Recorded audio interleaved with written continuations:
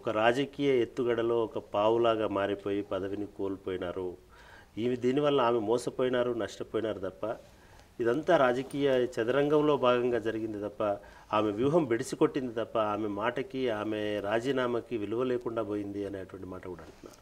అంటే ఇప్పుడు రాజకీయ చదరంగం అని అంటే వాడేంత పెద్ద ఇష్యూ కాదన్న ఇది. ఎందుకంటే నన్నెవరన్నా ప్రోత్సహించో, నన్నెవరన్నా డైరెక్ట్ చేసో ఒక పావులాగా ఉపయోగించుకొని కదిపి ఉంటే అది చదరంగం అనేటువంటి దానికి సూట్ అయ్యేది.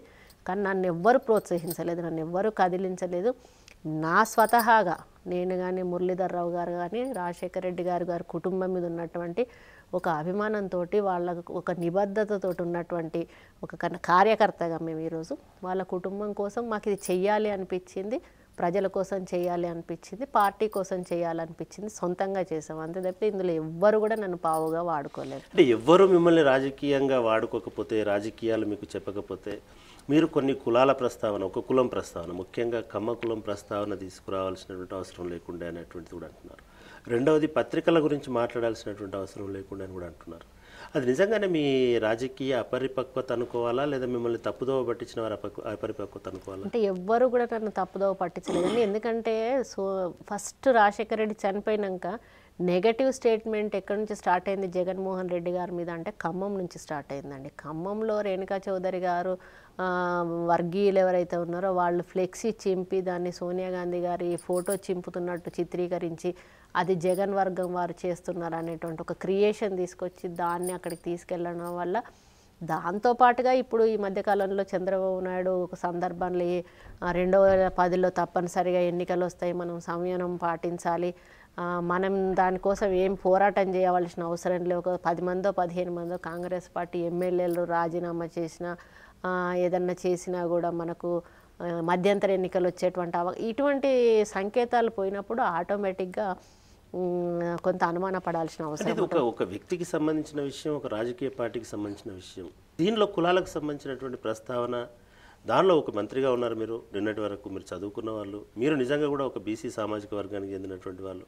కమ్మలున్నా రెడ్లున్నా మీకు వచ్చేటువంటి నష్టం అయితే ఏమీ లేదు. గత 5 సంవత్సరాల నుంచి మీరు రెడ్ల పరిపాలనలో ఉన్నారు.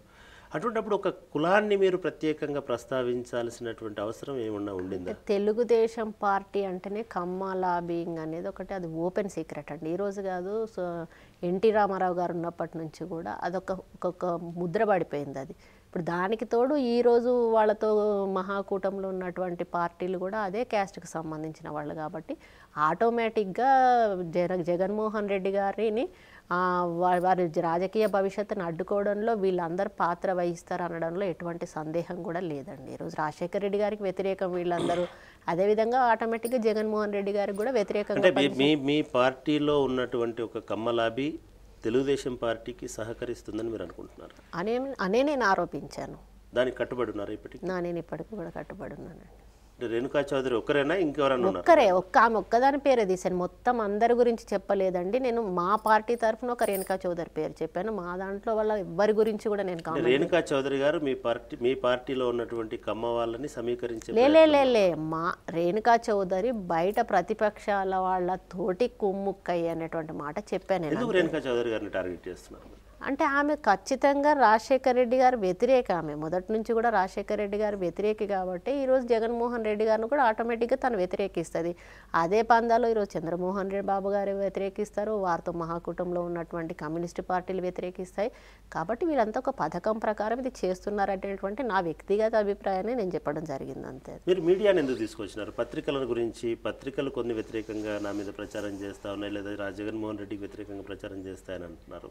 నిజానికి జగన్మోహన్ రెడ్డికి ఒక పత్రిక, ఒక టెలివిజన్ ఛానల్ ఉంది. కాంగ్రెస్ పార్టీకి ఈ రాష్ట్రంలో ఉన్నటువంటి చాలా టెలివిజన్ ఛానల్స్ రాజశేఖర రెడ్డి గారి మరణం తర్వాత అసలు ఏ నాయకుడికి పట్టనంత నీరాజనం పట్టినాయి. అయినా కూడా మీరు ఎందుకు టెలివిజన్ ఛానల్స్ని టార్గెట్ చేశారు? అంటే రాజశేఖర రెడ్డి గారికి మొదటి నుంచి కూడా 2 పత్రికల మీద ఆ అభిప్రాయం ఉంది. ఎన్నో సందర్భాల్లో వారు ఓపెన్గా కూడా అసెంబ్లీలో చెప్పడం జరిగింది.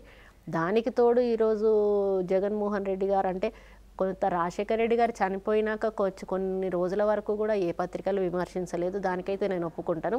మళ్ళీ ఎప్పుడైతే ఈ జగన్మోహన్ రెడ్డి గారి నాయకత్వం మీద ఈ మనస్పర్ధలు వచ్చి స్టేట్మెంట్స్ వచ్చినప్పుడు మళ్ళీ కొన్ని వ్యతిరేకంగా కథనాలు రాయడం కానీ, ఇటువంటి మెసేజ్లు ఇవ్వడం కానీ, అదేవిధంగా నేను ఆ రోజు జగన్మోహన్ రెడ్డి గారిని అధిష్టాన వర్గం కలిసి వచ్చినాక బయటకు వచ్చిన తర్వాత నేను మాట్లాడిన దాన్ని కూడా వక్రీకరించి రాయడం, ఇదంతా కూడా నాకు ఇదొక ఇబ్బందికరమైనటువంటి పరిస్థితి అనిపించింది. అంటే మీరు చెప్పారు, మీరు పదే పదే చెప్తూ వచ్చారు, జగన్ లేని మంత్రివర్గంలో నేను ఉండను అని చెప్పారు.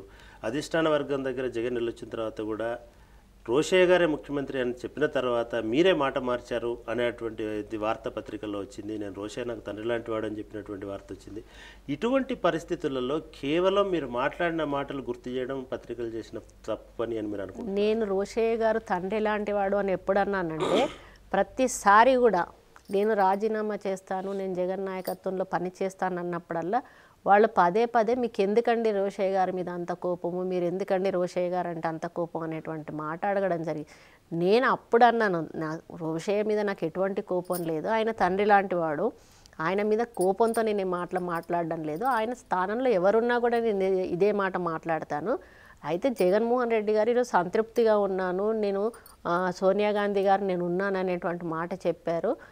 మనం రోషయ్య ప్రభుత్వానికి ఇబ్బంది కలిగించకుండా ముందుకు పోవాలనేటువంటి మాట చెప్పారు అని చెప్పడం జరిగింది. దాన్ని నేను ఇంకా కొనసాగిస్తాను అనే పద్ధతిలో రాశారు. అంటే రోషయ్య గారు మంత్రివర్గానికి మద్దతు ఇస్తూ నేను నడుస్తాను అని అంటే నా రాజీనామా అంటే వెనక్కి తీసుకున్నా అనే వర్డ్ రాశారు. అది రాయడం అంటే నేను కొనసాగించిన, ఒకవేళ నిజంగా చెప్తున్నానంటే ఆ రోజు రోషయ్య గారి మంత్రివర్గంలో కొనసాగినా కూడా నేను ఇచ్చిన మాట ఏంటి, సిఎల్పి అయిన తర్వాత నేను రాజీనామా చేస్తా అన్నాను, సిఎల్పికి ముందు నేను చేస్తా అని చెప్పలేదు. ఒకటి సురేఖ గారు, మీరు ఒక సాధారణ గృహిణి లేదా ఒక మామూలు ఎమ్మెల్యే వాళ్ళ, మీరు పత్రికలతో ఎందుకు పెట్టుకుంటున్నారు? అంటే ఎందుకు మీరు పత్రికలని టార్గెట్ చేస్తున్నారు, లేదా ఒక మేజర్ కులాన్ని టార్గెట్ చేస్తున్నారు? ఇదంతా ఒక పద్మవ్యూహంలో చిక్కుకుపోతున్నట్టుగా అనిపించట్లేదు మీకు? మాకు పోరాటం మొదటి నుంచి అలవాటు. నేను దేనికి కూడా భయపడేటువంటి కుటుంబం అది కాదు. ఎందుకంటే చంద్రబాబు నాయుడు అధికారంలో ఉన్నప్పుడు మా కుటుంబాన్ని ఎన్ని ఇబ్బందులు పెట్టాడో, అంటే మా చీకటి జీవితం చాలామందికి తెలీదు. అటువంటి పరిస్థితి కొండా సురేఖ గారి కుటుంబానికి సంబంధించినటువంటి చీకటి జీవితానికి సంబంధించినటువంటి వివరాల్లోకి వెళ్లే ముందు ఇప్పుడు ఇన్సైడర్లో ఒక చిన్న బ్రేక్ తీసుకుందాం.